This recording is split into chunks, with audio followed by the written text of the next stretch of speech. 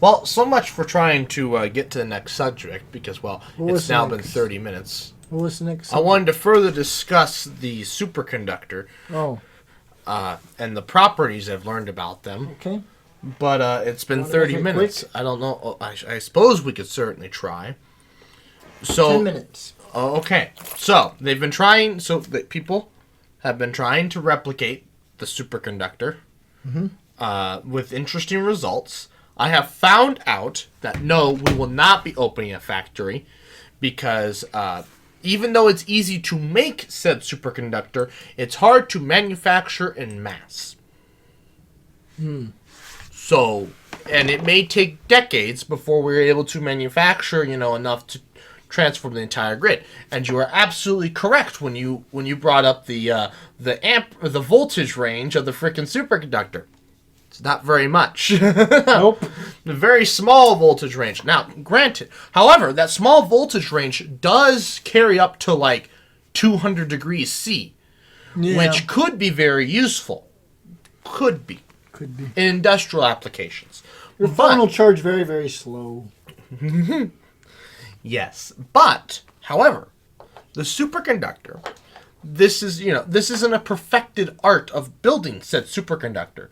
If we can make the crystals bigger, we can thus increase the superconductivity of the material.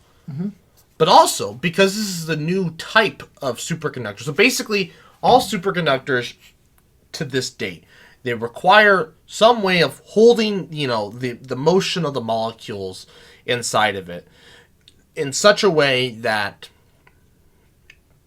the electricity can pass through it with very little resistance. Yes. This is either done with cold or extreme pressure. However, this one does it differently. This uses intermolecular forces to actually hold them down. I'm sure you've probably read something about it already. A little bit. So basically, you have this phosphorus in the middle, and it's a lead around the outside.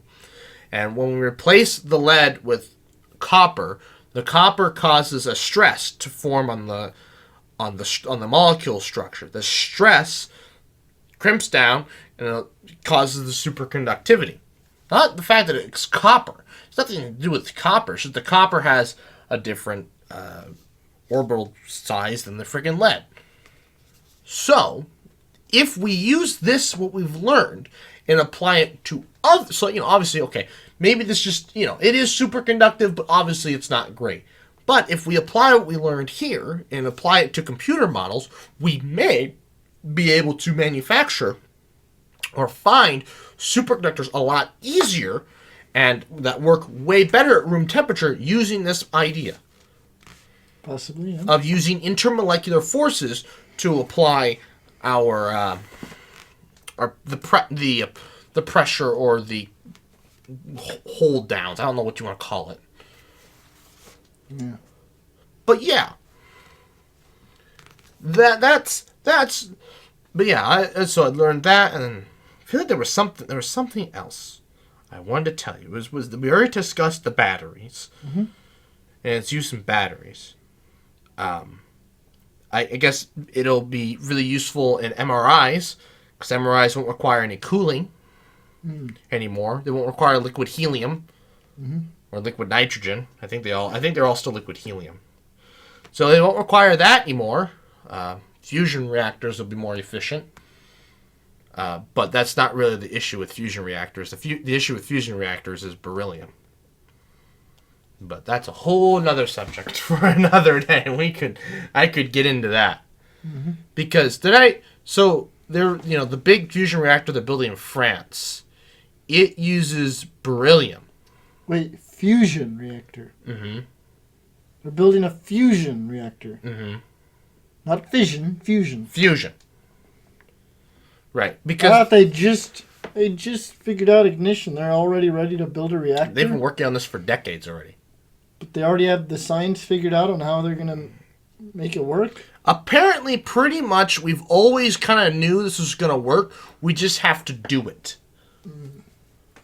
Like, the science says it'll work. We just have to build it and do it. Because I think it just doesn't work on small scales very well. So the first one's being built in France? The largest one. Oh. That, you know. Where was the first one built? Well, I mean, it was built in the United States, using... But that didn't... Wait, we those have a didn't, fusion reactor? But those didn't generate electricity. What? Those didn't generate electricity. Oh. This theoretically would generate electricity. So this is the first one to generate electricity. Well, it won't. It might not be the first to generate. It's just going to be the biggest one.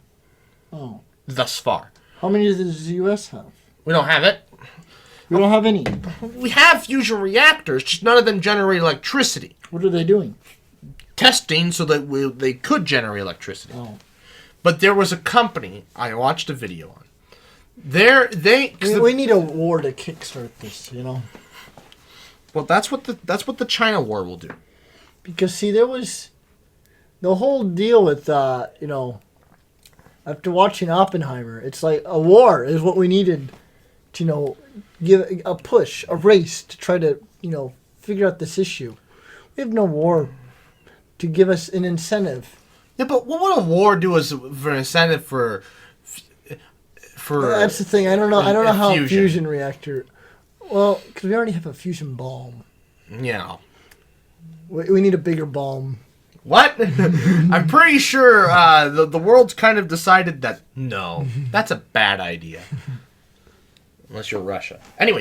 So back to the thing. So they have to find a way to. They need neutrons. Right, I think that was the issue. I don't quite remember. Anyways, they're running out of neutrons. No. So they have to build the thing. The thing consumes to build this giant fusion reactor they're building.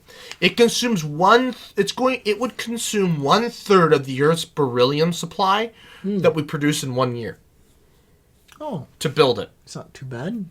Not too bad. You're saying only 4 months we were already good. Yes, but But that's for what the rest of the world consumes. Yeah, so we just give it all to France for 4 months, then we go back on our way. Yeah, but we only have to do that for every fusion reactor that we build. And... Of that size. Yes, but, those... Well, let's make them all smaller, so it only takes, I don't know, a month's worth of beryllium. Yeah, but what about all the other vital things we use beryllium for? Like what? Golf clubs. Golf clubs? Golf clubs! That's your reason? Golf clubs! You don't even play golf! That's the only... I would. You don't even play golf! I would if I had beryllium clubs. They've already been made. Here's the deal, right? They already have their beryllium. Just stop sending them more, and they'll just keep using it up. And then they have plenty of golf clubs. Anyway. Do you know how many X-ray they machines. keep producing? They have probably millions of dollars worth of golf clubs in inventory. You can finally have them sell it all. Well, it's copper beryllium. And these are very expensive golf clubs. Very few. Yeah, so they need to run out of their inventory. They need to sell their inventory.